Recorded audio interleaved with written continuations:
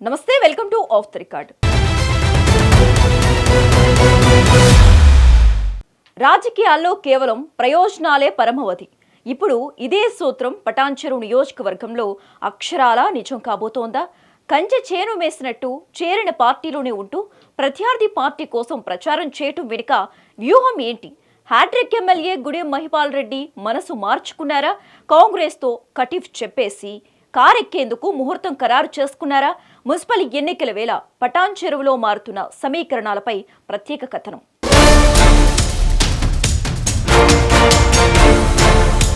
రాజకీయం అంటేనే చదరంగం. ఇక్కడ ఎప్పుడు ఎవరు ఎటువైపు పావులు కదుపుతారో ఊహించడం కష్టం.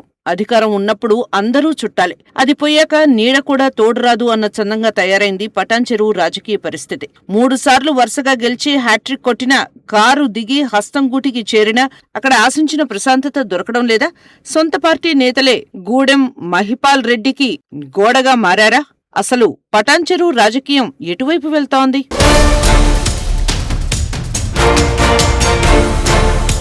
2023 ఎన్నికలు తెలంగాణ రాష్ట్ర రాజకీయాల్లో పెనుమార్పులు తెచ్చిన సమయం. పటాన్చెరు నియోజకవర్గంలో బీఆర్ఎస్ జెండా రెపరెపలాడింది. గూడెం మహిపాల్ రెడ్డి వరుసగా 3వ సారి గెలిచి హ్యాట్రిక్ సాధించారు. కానీ ఆ గెలుపు సంబరం ఆయన ఇంట్లో ఎంతో కాలం నిలవలేదు.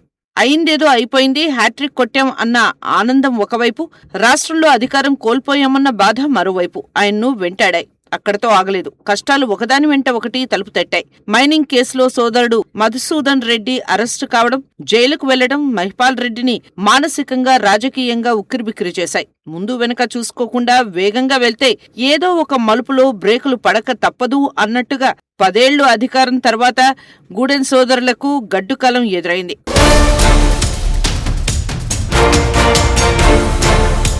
రాష్ట్రంలో కాంగ్రెస్ ప్రభుత్వం అధికారంలోకి వచ్చింది. ఇటు సోదరుడి అరెస్ట్, అటు నియోజకవర్గంలో పనులు జరగాలంటే అధికార పార్టీ అండ ఉండాలని భావించిన మహిపాల్ రెడ్డి సంచలన నిర్ణయం తీసుకున్నారు. సరిగ్గా 6 నెలల కాలంలోనే కారు స్టీరింగ్ వదిలేశారు. ముఖ్యమంత్రి రేవంత్ రెడ్డి సమక్షంలో హస్తం పార్టీకి షేక్ హ్యాండ్ ఇచ్చారు. మునిగితే తేలాలి, లేదంటే ఒడ్డుకు చేరాలి అన్న సామెతల పార్టీ మారితే తనపై ఉన్న ఒత్తిడి తగ్గుతుందని, నియోజకవర్గంలో పట్టు నిలుస్తుందని ఆయన ఆశించారు. మొదట్లో అంతా బాగానే ఉన్నట్టుగా కనిపించినా అసలు సినిమా తర్వాతే మొదలైంది. కాంగ్రెస్ పార్టీలోకి వెళ్లడమైతే వెళ్లారు, కానీ అక్కడ ఆయనకు ఎదురైన పరిస్థితులు ఊహాతీతం. పాత కక్షలు పచ్చగడ్డి వేస్తే భగ్గుమంటున్నాయి అన్నట్టుగా 10 ఏళ్ల పాటు బీఆర్ఎస్ ఉండి కాంగ్రెస్ నాయకులను, కార్యకర్తలను ఇబ్బంది పెట్టిన గూడెంను స్థానిక నేతలు అస్సలు జీర్ణించుకోలేకపోయారు.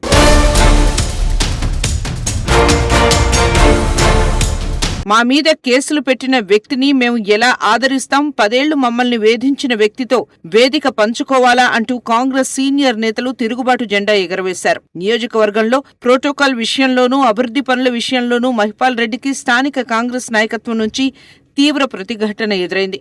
ఒడ్డున ఉన్నప్పుడు ఒక మాట, నీళ్లలోకి వెళ్లాక ఇంకో మాట అన్నట్టుగా పార్టీ మారితే గౌరవం పెరుగుతుందనుకుంటే అక్కడ పరిస్థితి అంతా రివర్స్ అయింది.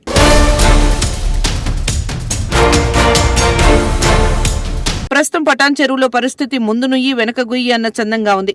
అటు బీఆర్ఎస్ కార్యకర్తలు ఆయన వెళ్లడాన్ని తప్పుపడుతుంటే, ఇటు కాంగ్రెస్ క్యాడర్ ఆయన్ను తమ సొంత మనిషిగా గుర్తించడం లేదు. అధికారం కోసం పార్టీ మారారన్న ముద్ర పడటంతో పాటు ఆశించిన స్థాయిలో పనులు జరగకపోవడం గూడెం మహిపాల్ రెడ్డికి పెద్ద తలనొప్పిగా మారింది. నియోజకవర్గంలోని ద్వితీయ శ్రేణి నాయకత్వం కూడా ఇప్పుడు 2 వర్గాలుగా చీలిపోయింది. పాత కాంగ్రెస్ వర్సెస్ కొత్త కాంగ్రెస్ మధ్య పచ్చగడ్డి వేస్తే భగ్గుమంటోంది.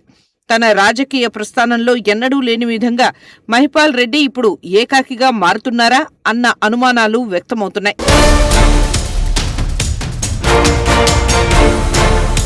ఆ విషయం అలా ఉంచితే మహిపాల్ రెడ్డి బీఆర్ఎస్ కోవర్ట్ అనేది కాంగ్రెస్ నాయకుల ప్రధాన ఆరోపణ. పటాన్చెరువులో కాంగ్రెస్ ను సర్వనాశనం చేయడానికే పార్టీలోకి వచ్చారంటూ వాదించారు. ఈ క్రమంలో ఎమ్మెల్యే మహిపాల్ రెడ్డికి ఇక్కడి కాంగ్రెస్ క్యాడర్ కి పడలేదు. ఆయన ఎక్కడికెళ్లినా కాంగ్రెస్ నాయకులు అడ్డుకొని చుక్కలు చూపించారు.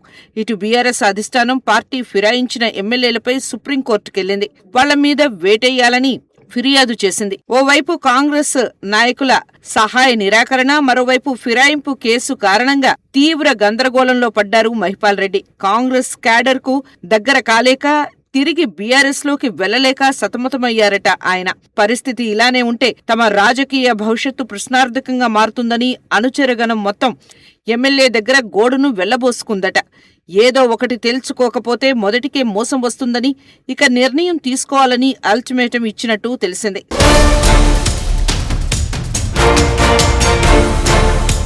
దీంతో మహిపాల్ రెడ్డి యూటర్న్ తీసుకున్నా కారు ఎక్కేందుకు మొదట్లో బీఆర్ఎస్ అధిష్టానం ఒప్పుకోలేదట.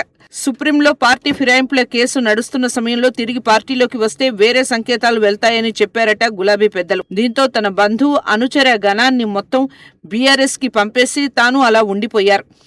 ఇక ఆ తర్వాత నుంచి ఎమ్మెల్యే అసలు రూపం బయటపడిందని అంటున్నారు కాంగ్రెస్ లీడర్స్.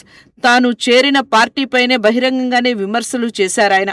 కాంగ్రెస్ లో చేరితే వెంట్రుక వాసి లాభం కూడా జరగలేదని తన అనుచరులతో అన్నారట. మున్సిపల్ ఎన్నికల్లో బీఆర్ఎస్ అభ్యర్థుల్ని గెలిపించాలని అన్నట్టు సమాచారం. అంతటితో ఆగకుండా కార్మిక సంఘాల సన్నాహక సమావేశాల్లోనూ బీఆర్ఎస్ అభ్యర్థులను గెలిపించాలంటూ మరోసారి మనసులో మాటను బయట పెట్టారాయన.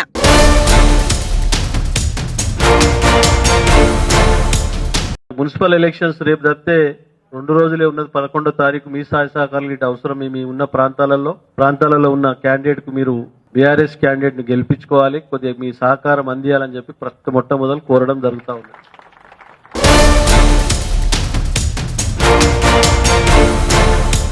తన భార్య, సోదరుడు, కుమారుడు బీఆర్ఎస్ అభ్యర్థులకు మద్దతుగా ప్రచారం చేశారు. దీంతో పార్టీ మారిన ఎమ్మెల్యేల లిస్టు నుంచి మహిపాల్ రెడ్డి పేరు మైనస్ అయ్యే అవకాశాలు కనిపిస్తున్నాయి. ఫిరాయింపుల కేసుపై సుప్రీంకోర్టు తుది తీర్పు రాగానే అధికారికంగా గులాబీ తీర్థం పుచ్చుకోవడానికి సిద్ధం చేసుకుంటున్నట్టు తెలుస్తోంది. మహిపాల్ రెడ్డి కాంగ్రెస్ ని మధ్యలోనే వదిలేయడంపై క్యాడర్ గుర్రుగా ఉంది. ఆయన్ని చేర్చుకోవద్దు మొర్రో అంటే వినలేదు. చివరికి పార్టీని విమర్శించినా ఎందుకు యాక్షన్ లేదంటూ హైకమాండ్ పై కోపంగా ఉందట పటాన్చెరు క్యాడర్.